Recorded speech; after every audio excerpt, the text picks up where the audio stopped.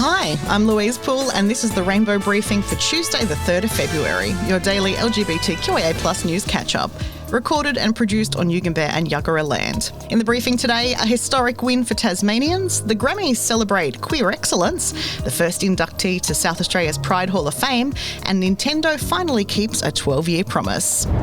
Tasmania is getting its first dedicated LGBTQIA+ legal service. 6 in 10 queer Tasmanians experience at least one legal problem each year, double the national average. For years, Equality Tasmania has been doing what they could, referring community members to legal help while pushing for something better.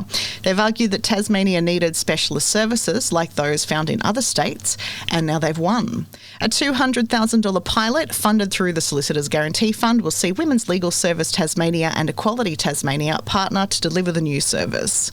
A lawyer and peer justice navigator will be placed inside Equality Tasmania, bringing legal support directly into community spaces where people already feel safe. The initiative was approved by the Tasmania Liberal Government, with Labor and crossbench MPs also endorsing the proposal. The announcement came on the opening weekend of Tas Pride, a fitting moment for a historic win.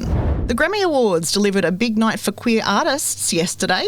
Billie Eilish took home Song of the Year for Wildflower and used her acceptance speech to call out US immigration enforcement, saying no one is illegal on stolen land.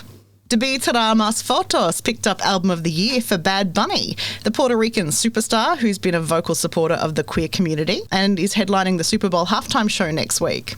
British singer Lola Young won Best Pop Solo Performance for Messi, her first Grammy. Young returned to music last year after stepping back for her mental health. Cynthia Erivo and Ariana Grande won Best Pop Duo for Defying Gravity from Wicked. Lady Gaga picked up 2 awards, Best Pop Vocal Album and Best Dance Pop Recording. Bisexual rapper Doechii won Best Music Video for Anxiety and brought goddess energy to the red carpet in a stunning Roberto Cavalli gown.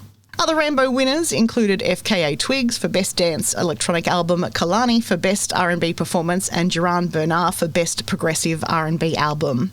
And Cher made a surprise appearance, her first at the Grammys in 18 years, to accept the Lifetime Achievement Award. She gave a heartfelt speech about following your dreams, summing up her career in true Cher fashion, saying, "I've been in this business for 60 fucking years." Then she walked off without announcing the next nominees. When she came back to present Record of the Year, she announced that Luther Vandross had won, seemingly from beyond the grave. Easy mistake. She meant Luther, the track by Kendrick Lamar and Caesar that samples the late soul singer. Eric Kuhlman has been named the first inductee to the 2026 South Australian Pride Hall of Fame, the highest honour presented by Pride Adelaide. Eric, who passed away last year, served as a chair of Pride Adelaide until early 2025. On stage at Feast Festival, he shared queer stories with humour, honesty and warmth. And through the Bare Men of Adelaide, he helped create spaces where people could arrive as they were and feel part of something bigger. Pride Adelaide said, "The way decisions are made today, the way community trust is protected, these things didn't happen by chance. They were shaped by people like Eric." He'll be formally inducted at the South Australian Pride Gala on June 6. Australian queer animated film Lesbian Space Princess lands on Netflix this Thursday. If you missed it in cinemas last year, here's your chance. Sarah is an introverted princess, heir to the throne of planet Clitopolis, and still reeling from being dumped by her hot bounty hunter girlfriend. When that ex-girlfriend is kidnapped by straight white malians, Sarah recruits an NB pop star and a boomer spaceship and launches a rescue mission. Lesbian Space Princess won LGBTQIA+ cinema's highest honour at Berlin, the Teddy Award, and took the audience choice at both the Adelaide and Sydney film festivals. Written and directed by South Australian filmmakers Emma Hugh Hobbs and Leela Varghese in their directorial debut, with voices including Shabana Arnese, Richard Roxburgh, Queen Kong and Auntie Donna. Nintendo has finally delivered on a 12-year promise.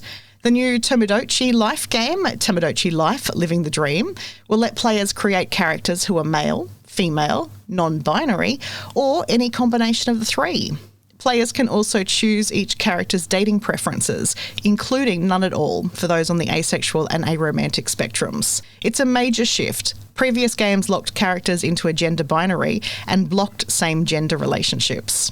When players petitioned Nintendo back in 2014, the company initially pushed back, but eventually apologised and promised to do better. 12 years later, they've followed through.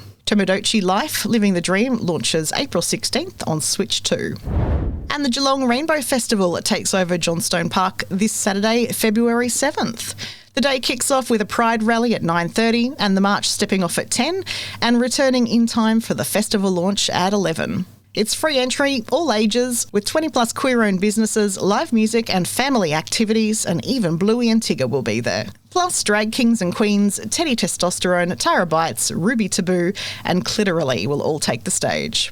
That's the Rainbow Briefing for Tuesday the 3rd of February. I'm Louise Poole and this is independent queer community media. Your support is crucial to its success. Share the bulletin, tell your community, leave us a review and find us on socials. And if you've got community news to share, submit a story at rainbowbriefing.com.au.